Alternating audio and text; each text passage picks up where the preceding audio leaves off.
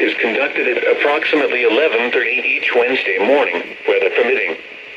The alarm would have been followed by an actual watch or warning broadcast, and the warning alarm will vary at any given location. This variability, normally more distances from the transmitter, will occur even if you are using a quality-resistant warning service possible. The warning alarm will normally be activated for warnings in selected watches in a 40-mile radius of your transmitter. The following counties in the Atlanta listening area: DeKalb, Douglas, Fayette, Forsyth, Fulton, Rockdale, and Walton.